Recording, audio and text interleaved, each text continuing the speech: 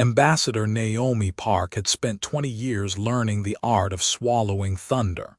In the Galactic Forum's bowl-shaped chamber, tiered seats like ripples frozen into stone, humans were a polite echo from the back. We brought the food, repaired the beacons, taught emergency medicine on worlds that forgot the difference between fever and famine. We smiled while senior species called it integration. We called it rent. The motion that broke us was written in the language of efficiency. The Rylathi Consortium, limbs like polished obsidian, eyes like wet coal, argued that 12 million human farmers occupied suboptimally exploited assets. Their case file showed graphs, sterile and perfect. Their plan: replace communities with automated harvest lattices, relocate our people to temporary reception planets, and increase yield by 40%. Ambassador Park, said Speaker Vesh in a velvet voice honed by centuries of winning without raising it, please record Earth's ascent. He did not look at her. He never had to. Naomi stood. Her tablet pulsed with a sealed message from Earth Defense Command, unopened because she already knew what it would say. Her sister taught children on Willow's Plain, a settlement older than the word settlement. Naomi pictured the school mural, the oak tree, the names painted in wobbly letters, and chose steady syllables instead of the scream behind her teeth. These are not assets, she said into the chamber's acoustics. They are homes. Touched, clicked Minister Jar of the Rylathi, but inefficient. 90 standard days, the decree said. 90 days to pack up graves and histories and the smell of rain in clay. We were promised relocation stipends, a ministry of kindness run by accountants, and when families in Willow's Plain refused to leave, they sang the old earth songs in a ring between wheat and sky. Their signs used small words because small words are hard to twist. This is home, please don't. The forum's enforcement cohort arrived in gleaming restraint armor. Non-lethal protocols, their commander announced as if language could bless a baton. They gave 5 minutes. The wind gave 4. Somewhere a child asked if 5 was more than forever. The first pulse weapon buckled a grandfather into the dust. Net fields pressed bodies into ground until ribs remembered the shape of cages. Parents who moved were charged with kin shielding. The operation completed in 9 minutes, 52 seconds. Reports used careful phrasing, acceptable casualties, the way a butcher calls red marbling. 47 dead, 16 were children. Naomi read the list twice and found that names don't get easier when you know how to pronounce them. She opened the message at last. The seal bloomed into Admiral Isaac Morna's signature and words that felt like a door finally swinging the other way. Effective immediately.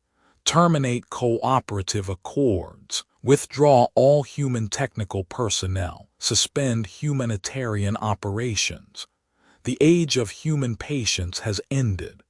Naomi stared through the gallery glass at the station city that wrapped the forum.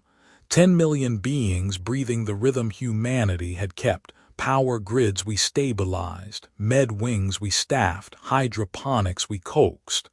For 3 centuries we were the quiet muscle beneath someone else's smile. The habit was a comfort. Habits can also be a shackle. On Earth, first civics lessons teach a stubborn sentence: consent of the governed. Naomi had quoted it in speeches for years, sanding its edges to fit alien ears. Now, as she watched the forum's officials schedule another transition meeting, the civic sentence grew its bones back. Consent withdrawn. She drafted a transmission with hands that did not shake. Not a protest. Not an appeal. 12 hours after the Willow's plane clearance, every screen in forum space would carry a new lesson, delivered in the grammar of consequences. The message piggybacked on maintenance channels and educational feeds the plumbing humans had laid, while other species argued about faucets. Before she sent it, Naomi visited the tiny embassy classroom where the children of tech staff were packing paper suns and glue stick stars. "What's the difference between being nice and being good?" her niece had asked on a holo call months ago. Naomi had answered like a diplomat, "Time will tell." She knelt now, eye level with a 7-year-old drawing an oak over a blue planet. "Sometimes," Naomi said softly, "being good means you stop being nice." She pressed send. Somewhere on a farm that refused to die politely, the wind caught a sign and flipped "please don't" into "don't." Somewhere, a ledger clerk rehearsed the phrase "temporary discomfort." Somewhere, the habit of swallowing thunder met a throat that would not comply. Time knocked, and it did not say please. Every public display in forum space blinked to black at once. Market stalls, hospital kiosks, school walls painted with alphabets in a dozen tongues. A human face appeared, not uniformed menace, just an old sailor's steadiness in the eyes. "I am Admiral Isaac Morna, Earth Defense Command." The background wasn't any bridge the analysts recognized. No exposed conduits, no tactical theater. The instruments behind him looked like instruments only insofar as a violin looks like a tree. "For 3 centuries, Morna said, we've chosen cooperation. We accepted decisions that hurt because we believed patience could teach. Yesterday, 47 of our people were marked acceptable. 16 were children. Words fail there, so we will try something else." On the forum's crisis floor, Speaker Vesh barked orders that sounded like clarifications. Trace the origin, quarantine the bandwidth. The engineers could not. The signal rode on maintenance lattices humans had woven years ago, rethreading itself each time a gate tried to shut. "You think our hands are empty because they are open," Morna continued. "You mistook courtesy for incapacity. Look around and notice what was always true.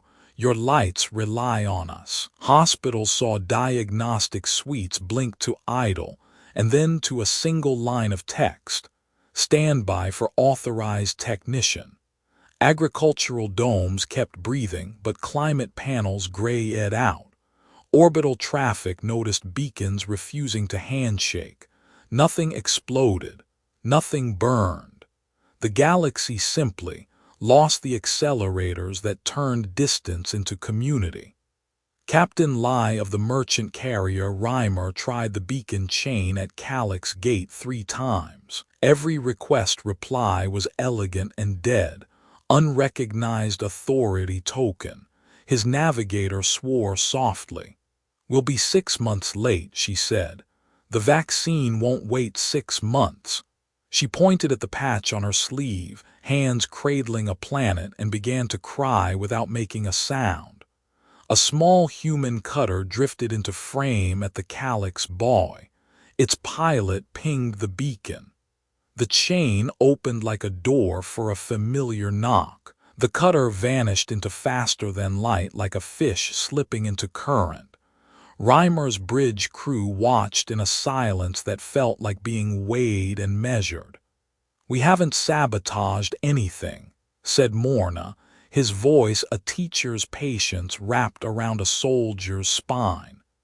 "We built systems that require consent. For 300 years we gave it freely. Today we revoke it." In classrooms across 100 worlds, civics instructors paused mid-lesson and realized they'd been teaching the punchline first. Consent of the governed is not poetry, it is plumbing. When the valve closes, pressure changes everywhere. Vesh found his anger at last. "This is economic warfare," he hissed, and in one sense he was right. In another, he had the words backward. The war had been waged for years with ledgers and euphemisms. Humanity had simply stopped paying the price for a seat it was never allowed to warm. Morna gestured, and the display behind him shifted to a star chart that did not exist in any library outside of Earth. 49,613 dots lit the dark. "We learned quickly," he said, "that the way to survive an empire is to not stand where it expects to find you. We charted quieter roads. We planted where surveys would not trample." On Rylathi Prime, Minister Jar received a personal demonstration. The defense platforms his people called the unblinking vanished, not destroyed, absent like a thought forgotten mid-sentence. A moment later, live telemetry returned from empty space 40 light-years away, crews unharmed, systems pristine. A small placard blinked on every console, "Please rethink." "We could have moved them into your sun," Morna said. "We didn't. Understand the difference." In a civics textbook on Earth, a margin note Naomi had once written for a freshman seminar came back to her as she watched. "Power without self-restraint is merely appetite. Power with self-restraint is stewardship." The crisis floor went noiseless. Even panic had to catch its breath. Ship captains canceled departures, priests rewrote sermons, market makers recalculated risk with new constants. In the embassy classroom, Naomi's niece raised her hand as if her aunt could see through walls. "Is this what justice feels like?" the girl asked her teacher. The teacher thought of ambulances that would be late now and of children who would not have to beg to keep their beds and answered honestly, "It feels like consequences." Morna's final sentence landed like a gavel made of air. "We do not seek to rule you. We insist on not being ruled by you. Choose your words carefully in the days ahead. We will be weighting them against your deeds." The feed ended. Nothing exploded. And for the first time in living memory, the galaxy had to think in silence. Admiral Kor of the Gorax War combined trusted in mass and precedent. His flagship, a cathedral of armor, had never retreated. His doctrine was simple: if the hammer does not work, use a larger hammer. He reviewed intelligence. New Geneva, human colony, light local defenses, morale likely brittle after forum decrees. He saw an opportunity to teach the upstarts that switches and signals are not shields. The Combine's armada came by slow space because the beacon chain would not answer them. 12 heavy cruisers, 40 escorts, one dreadnought with a name that translated roughly to obedience's price. Their arrival rippled auroras across the colony's thin upper air. Civilians stood on rooftops and counted lights like teeth. Admiral Kor opened the wideband. "Human vessels," he growled, "you are interfering with a lawful operation. Disperse." The reply came from a ship that had not been there a blink before. It did not decloak because there was nothing to peel away. One heartbeat, empty space. Next heartbeat, a prow like a blade of winter, a hull that seemed to be where your eyes were not. "This is Captain Meyer Ortiz of UES Resolute," a woman's voice said, gentle as a warning label. "You are approaching a human city with hostile intent. You will turn away." Kor bared his species' battle smile. "You are outnumbered 20-1. "We can fix that," Ortiz said, and the sky answered. Human silhouettes stitched themselves into reality, hundreds of them like constellations deciding to be literal. No bloom of drive light, no signature, just presence. The colonists began to cheer and then fell silent because joy this large has to widen your chest before it can exit your mouth. Target the lead human vessel, Core ordered. The dreadnought vomited brilliance, plasma, kinetic spears, coherent light like a god's finger. The barrage roared through the Resolute and kissed vacuum beyond. The human ship refracted probability into somewhere else. Adaptive phasing, Ortiz explained, not to gloat but to educate. Your weapons are exquisitely designed for a universe we visit only when it suits us. One slender beam left the Resolute. No flash, no crescendo. Where it touched the Gorax dreadnought, everything that was on forgot how. Core's bridge went weightless. Screens dimmed to polite black. Gravity excused itself. Crew floated as if the ship had admitted it was a room that forgot its purpose. Your vessel is safe, Ortiz said. We prefer museums to funerals. The same beam stitched quiet through the rest of the fleet. Engines hushed, weapons reconsidered. Even the rage that lives inside metal cooled as if reminded of winter. Within minutes, the armada was a collection of statues waiting for plaques. On an open channel, Ortiz spoke to the colonists. New Geneva, this is the Resolute. The children who were told to pack tonight may sleep. Cheers this time did leave throats, wilder for having been delayed. Admiral Core, drifting in a harness, stared at a family photo taped to a console, three young, bright-eyed, the universal language of people who expect a future. He had come to teach a lesson and had learned one that struck his ribs in a new place. He opened a private line. Captain Ortiz, you had the right to destroy us. We had the ability, she corrected. Rights are a separate conversation. Why spare us? Because deterrence works longer when it teaches without scarring, Ortiz said. And because a child on your world should not lose a parent so that a minister on ours can feel triumphant. Core closed his eyes. In cadet school, he'd been assigned the human myth of Washington's refusal of a crown. He had dismissed it as propaganda. Now he understood why a people would write that story into their muscle memory. Not because it's efficient, but because it inoculates against the sickness of appetite. The Resolute and her sisters arranged themselves like shepherd dogs around a stunned flock. Tractor geometries caught massive hulls with the tenderness of paramedics. We will tow you home, Ortiz announced to every Gorax captain. Tell your leaders the next lesson is more expensive. On the forum's news loops, commentators tried new adjectives. Unthinkable became merely surprising. Invincible became survivable. Human became complicated. In civics classrooms, teachers slid today's footage next to lectures about proportionality and just war theory. Naomi Park watched the tow procession cross a sunrise and realized something both hopeful and heavy. Power had finally bent toward principle in public, and now principle would have to bear the weight of being seen.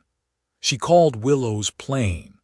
Her sister answered with a face that had cried and slept and cried again. Behind her, the mural's oak had a new branch sketched in pencil, tentative as a promise. Was that you? The child asked, not meaning Naomi or Ortiz or Morna, but the plural noun that was breaking its old shape. Naomi answered the way adults should when children ask about hope. Yes, she said, it was us. The Hegemony Alliance met in a chamber that had never held a doubt. 12 banners, 12 admirals. A single premise: if enough ships point the same direction, the universe yields. They studied the footage from New Geneva and convinced themselves it was a trick that would fail at scale. Strike at the source, said Supreme Strategist Vel. Break Earth and the rest will beg for the old terms. They found an approach corridor in charts older than honesty, a seam through folded space no beacon touched. 6 days in a tunnel of mathematics delivered 3,000 ships to a star every schoolchild could draw from memory. Sol looked ordinary. That was the first lie. Confirm Luna, Vel ordered. The moon was not where textbooks had left it. In its place, a structure like a pearl grown around intention, latticed and luminous, an artificial satellite the size of awe. The original moon hung farther out, canted like a construction scaffold mid-task. The alliance slowed because even arrogance breaks for the impossible. Sensors returned numbers and then refused to keep up. Arrayed between planets were objects that wanted to be asteroids when watched but revealed angle and seam when stared at too long. Camouflage is a language. Humanity was fluent. A human voice filled their bridges. General Kara Anselm, Sol Defense. She stood before a panoramic of Earth that looked soft and unarmed. Behind her, holos tagged every alliance hull, projected optimal intercept curves, annotated failure modes with footnotes like a professor grading carelessness. You have brought 3,000 ships to our home. We could have stopped you days ago. We waited because seeing is truer than believing. Vel chose the register of gravitas. Humanity has threatened trade, medicine, travel. You have made yourselves indispensable to coerce the galaxy. We come to end your monopoly. Language again, Anselm said. We asked for consent. You assumed title. She gestured, and the viewport shifted to Luna that wasn't. The weapon platform stretched horizon to horizon, its surface crowded with devices that looked like sculpture, until you noticed the way light bent away from them. Energy readouts made mathematicians whisper prayers in their first languages. If you fire, Anselm continued, you will learn a definition that should never require demonstration. We don't build weapons to kill adversaries. We build systems to end wars.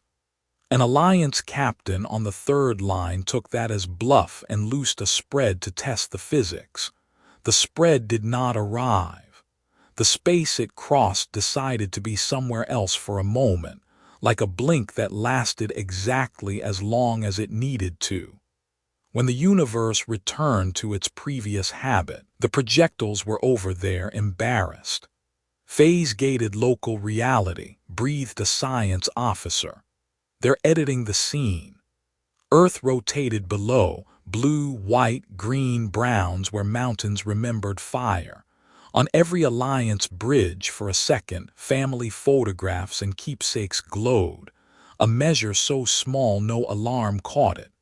Someone on the human side was counting who they faced not as targets but as households. The message landed without words. We know you are people. Proceed as if we are too. Anselm lifted a hand. Shipyards around the displaced natural moon pulsed awake. Vessels the size of districts slid from cradles with the calm of things that have practiced for centuries. It took you months to assemble your fleet, she said. We can replace it in hours. That isn't a threat. It's a hint about the futility of this path. In a civics lecture Naomi once gave to exchange students on Earth, she'd used an American metaphor, checks and balances, not as a relic of parchment, but as a living design to keep temporary majorities from becoming permanent tyrannies. Watching the Alliance try to compute how to attack a planet that could move a moon to make room for a conscience, Naomi realized humanity had turned the metaphor into machinery. We had built a constitution into orbit. Vel took a breath that tasted like the end of an era. State your terms, he said, the words heavy because letting them out meant throwing many others away. Terms are for Part 5. Anselm replied, a small smile in the corner of her mouth as if she could hear the episodic rhythms by which stories teach. For now, choose whether you want to be escorted out alive or remembered as an object lesson so final it ends a chapter instead of a war. On Alliance bridges, hands hovered over confirmations that would either fire or fold. On Earth, somewhere under an oak tree planted from a willow's plain acorn, Naomi Park's niece finished shading a new branch and asked, "Do we get to keep singing the nice songs after this?" Naomi answered truthfully, "Yes, but we won't sing them to beg. We'll sing them to remember who we were when we chose to be more." The weapon moon brightened not to burn but to illuminate. Everyone saw everything. The next decision would be made with eyes open. Supreme Strategist Vel was the first to speak the word that let history change its tense. "Surrender," he said, the syllables tasting of iron and ash. On every Alliance bridge, captains found their hands shaking not from fear, but because the impulse that had steadied them all their lives, press harder, had finally met a surface that did not give. General Kara Anselm did not cheer. "Transmit navigation authority," she said, and Saul bloomed with corridors that were not on any chart. 1,000 escort vectors braided around the Alliance fleet, gently as riverbanks, firm as rails. "We will walk you out," Anselm continued, "and you will not turn your prisons into funerals. Vel tried for dignity, and after you walk us out, then we talk," she said, "not about spoils, about repairs." They rendezvoused near Neptune's cold geometry, far enough that human stations were punctuation more than paragraphs. Naomi Park joined by Secure Link, a diplomat allowed back into a role because soldiers had carved room for words. Vel appeared on her display with the grave calm of someone who has burned his maps. Naomi did not recite grievances. She laid a single sheet of terms on the table between them, plain as bread.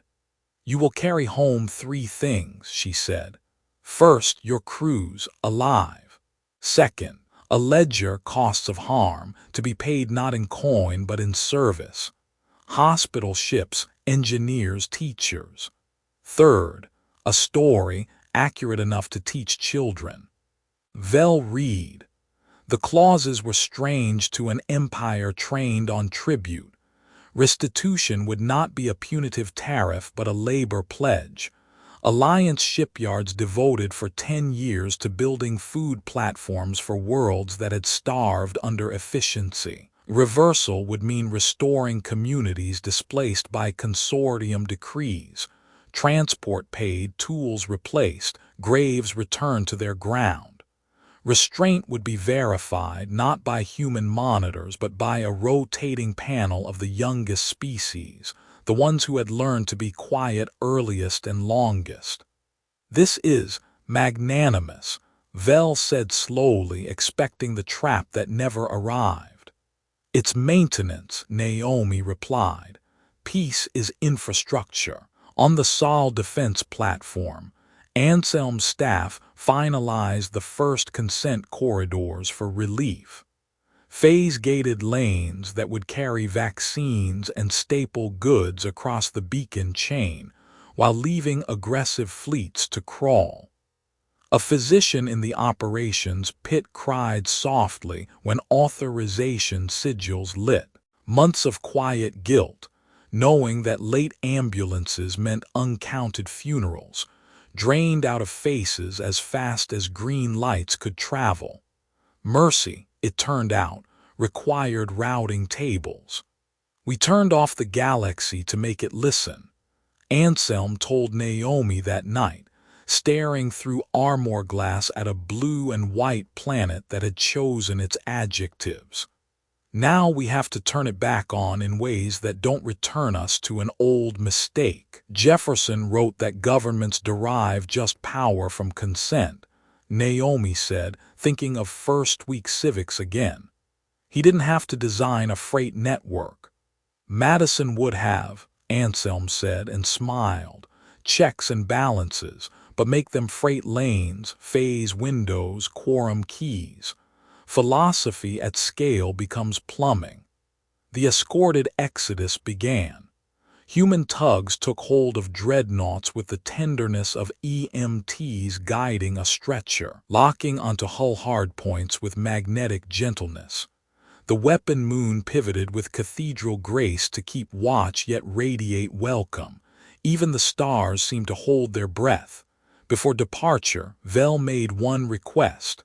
"Allow a small delegation to step on your platform," he said, glancing at the place where Luna had become a promise. "I want them to see what we tried to conquer." Anselm considered the optics, then the pedagogy. "One shuttle," she said. "Cameras on, holsters empty." They came. An admiral, a quartermaster, a chaplain with inked knuckles that meant mercy in a language that used the same word for hunger. The tour did not showcase cannons. It showcased classrooms. Engineers sketched phase geometry on whiteboards for officers who had only ever been trained to aim. A crew mess served stew as rich as childhood. On a bulkhead, a mosaic showed the oak tree from Willow's Plain. The mural Naomi's niece had drawn in pencil turned into tile by someone with steady hands. "We moved our moon because we wanted to build a boundary that meant something," Anselm said as the visitors stared. "Not a wall, a conscience." The chaplain touched the mosaic and sighed like someone opening a window. "We have stories about moving mountains," he said softly. "You moved a smaller one to the same end. When the Alliance fleet turned and went home, it did so at human speed, escorted along lanes that knew their names, watched by platforms that refused to humiliate." Vel's final transmission to his own people was short. "We met strength coupled to restraint," he said. "It spared us. Our debt is not fear. It is imitation." The air in forum space changed, not because a broadcast had ended, but because a new habit had begun, a galaxy practicing the mathematics of consent. 3 weeks after the Exodus, New Geneva lifted a holiday that had never existed before and nonetheless felt tradition old, Tow Day.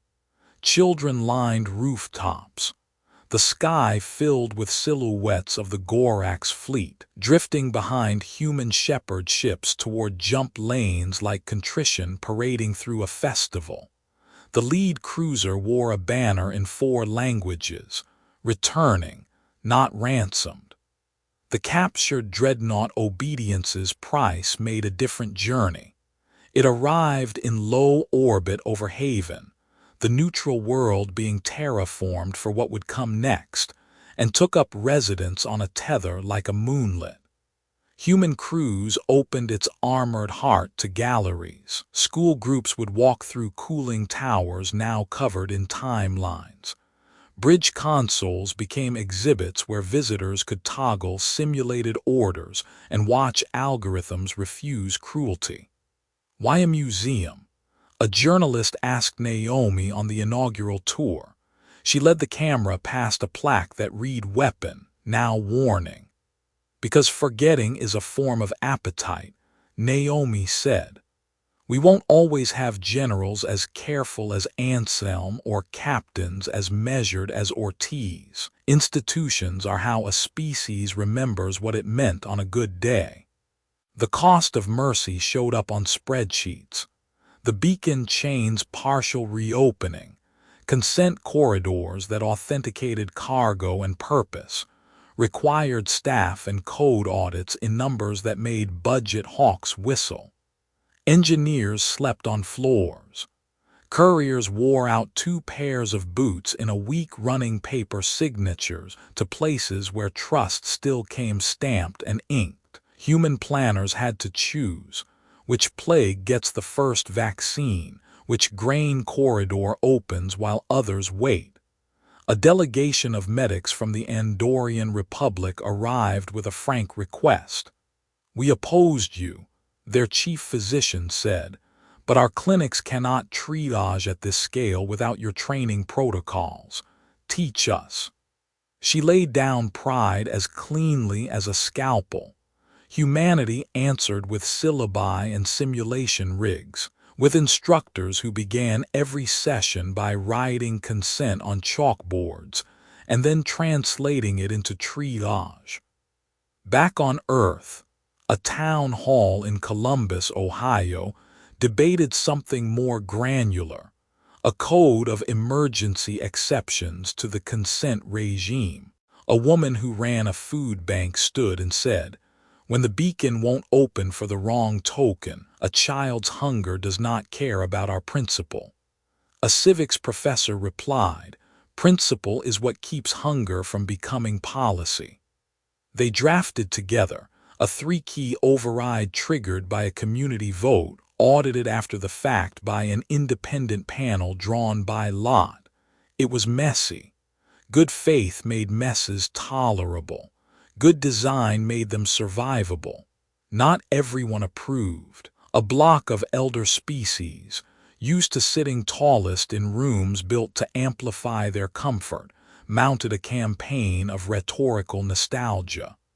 The council brought stability, their pamphlets said, carefully printing stability in a font that made it look like safety.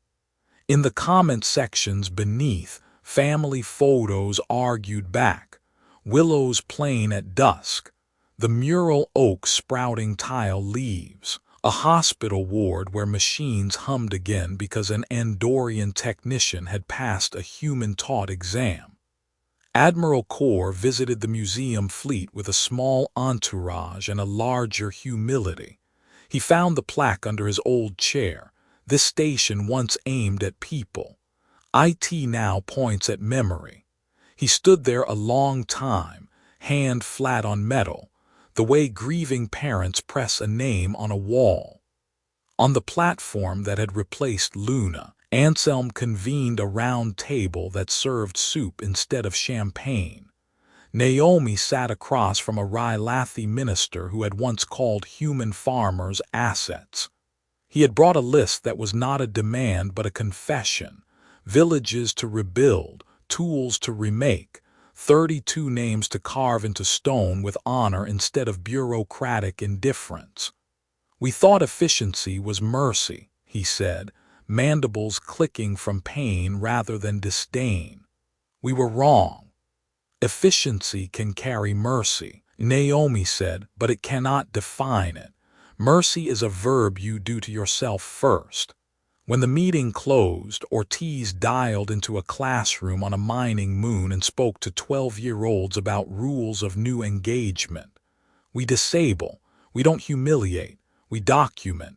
We don't dramatize." A child raised a hand. "What if disabling costs lives somewhere else because we pulled technicians?"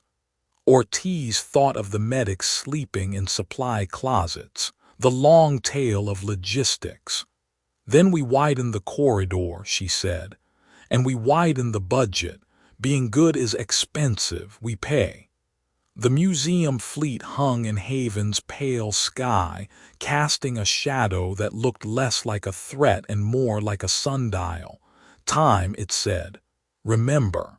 Arrange yourselves by it." Haven's air smelled like rain learning how to be native. Terraformers had tuned the sky to an early spring blue. Delegations arrived under banners with fewer animals and more verbs.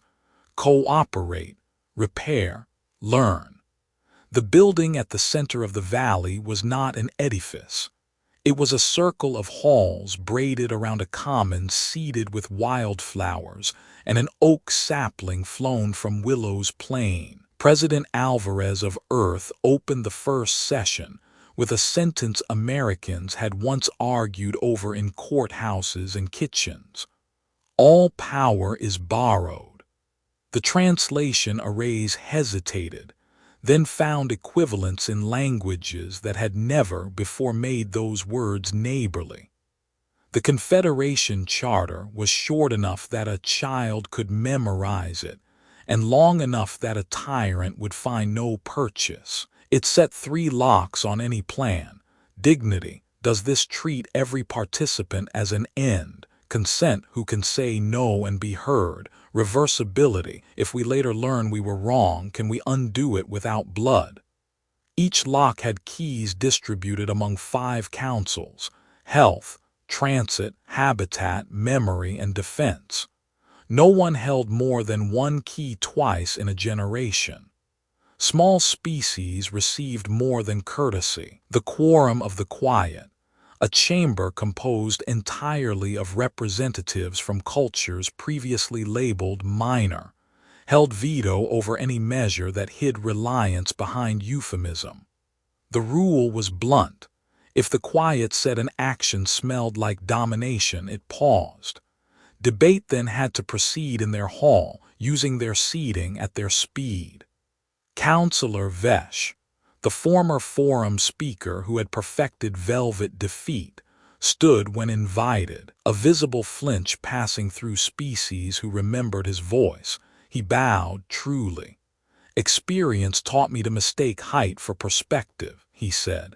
"I request assignment to memory where I will inventory the harm my era named help." He looked at Naomi, and his next words were not for the recorders. "Ambassador Park, I am sorry. Naomi did not absolve. She did something rarer. She named the work. Begin with the word acceptable," she said. "Remove it from casualty. Remove it from hunger. Remove it from children. When you cannot say it out loud, you will begin to be useful." Jar of the Rylathi approached with an application for associate membership that read like a ledger of amends. "We will build the first 3 agriplexes under your blueprint," he said. "We will staff them with the people we displaced, paid at mastercraft rates, with ownership shares that grow." He slid a ceremonial pen across the table. "You keep this, so if we backslide, you can cross our names out." An Andorian engineer proposed a clause that would have made Madison grin: "Sunset all power. Every authority granted by the Charter expired unless renewed by a supermajority that included the Quiet." "Nothing human-made," she said, "should run forever without being asked again."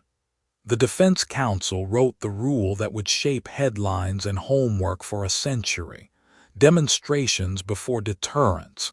Any use of disabling force had to be preceded by an attempt at revelation. Show the adversary what you can do without doing it to them, then offer a way out that preserves their dignity. Ortiz argued that this was dangerous. Anselm agreed it was costly. Naomi said cost was the point. "If peace is cheap, appetite will buy it just to throw it away," she said. "Make it expensive, and only those who mean it will pay." The charter ended with a paragraph that sounded like prayer and read like code. "We promise to build systems that expect us to falter. We promise to design breaks stronger than our moods. We promise to teach our children not only what we defended, but how we decided." When the votes were called, no one applauded. The chamber exhaled. Relief felt more like contentment than victory, and the oak's leaves moved in a breeze not fully explained by weather. Outside, on the commons, school groups ate lunches on blankets printed with maps that would need updating less often. A girl from Willow's Plain traced her finger from Saul to Haven and whispered a word that had been used to beg and was now used to invite: "Please." Then, smiling, she added the part we had earned: "Join us." 6 months later, the forum's old hall lay in careful pieces on crates labeled with coordinates and stories. Haven's museum would mount it not as a trophy, but as a caution: architecture that amplifies height over hearing. Naomi walked the demolition site with gloves on, running her fingers along grooves worn by centuries of polished indifference. Her niece, now 8 and newly opinionated, met her at the shuttle with a backpack full of drawings. "I made you something," the girl said, unfurling a page where the oak from Willow's Plain grew through a ring of stars. On one branch hung a small moon like a lantern. "Do you miss who we were before?" the child asked as they settled by the viewport. Earth turned like a sentence resolved at last. "I miss the parts of us that could believe patience would be enough," Naomi said. "I don't miss being told to be smaller than our consent." News tickers along the shuttle's aisle carried fewer crises and more maintenance. A quorum of the quiet vetoed a mining concession until burial grounds were mapped.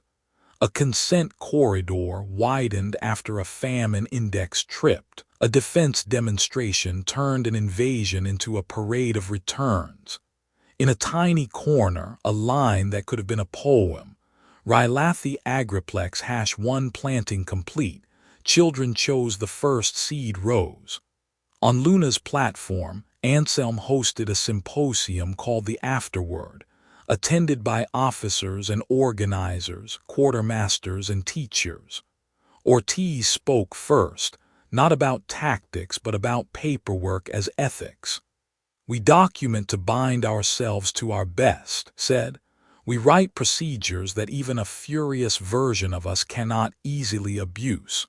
An Andorian medic told a story about the day her clinic unlocked the final human-coded module without a human present. "I cried," she admitted, "because competence feels like belonging." A Gorax chaplain read names from a slip of paper and then tore the slip neatly in half, an old ritual for closing a shame without forgetting it. Naomi delivered the last lecture, titled Kindness After No. She spoke about the American civil rights movement's discipline, the way songs trained courage into crowds, about Japanese internment redress, late but real, about a truth commission in a country that discovered the difference between confession and theater. "We study Earth," she said, "because that's where we learned how to be more than our reflexes." On the screen behind her, photos, lunch counters, a bridge crossed with locked arms, a courtroom that finally found its voice. The captions were plain, almost Midwestern. "We corrected, we amended, we kept receipts." At dusk, she and Anselm stood on a balcony while tug lights stitched constellations humans had invented to make meaning out of repetition. "We built something that will outlast us," Anselm said, not boastful but tired in the way a builder deserves to be. "Only if we maintain it," Naomi replied. "Institutions rot faster than wood if we stop checking." "Then we keep checking," Anselm said, "and we train our replacements to like wrenches." They laughed, old friends again after having weathered being strangers under pressure. Below, the oak on Haven's Commons had taken to its soil. Children looped ribbons around its young branches, each ribbon a promise written in small letters: share, ask, stop, fix, teach. Before she slept, Naomi recorded a message for her niece's class to play back on a day when history felt too large. "Humans didn't stop being kind," she said. "We stopped being easy. We learned the difference between a smile used to welcome and a smile used to survive. We chose the first, and we built rails strong enough that even when we're tired, we don't roll back into the second." The shuttle drifted, a quiet bead on a thread humans had woven through absence and return. Somewhere a consent corridor opened, and a convoy slid through with vaccines that would arrive in time. Somewhere a tribunal convened in the quiet's chamber, making senior species sit in chairs a size too small, so they would remember that comfort is not a credential. Somewhere a museum swallowed a new tour and let a child put a hand on cold metal and feel it warm beneath her palm. The age of patience had ended. The age of maintenance had begun, and maintenance, like love and law, was work, daily, unglamorous, exacting. We would do it anyway because the songs sounded better when we sang them to remember instead of to plead, and because the oak was growing, and because the stars had finally learned a new shape for the word us.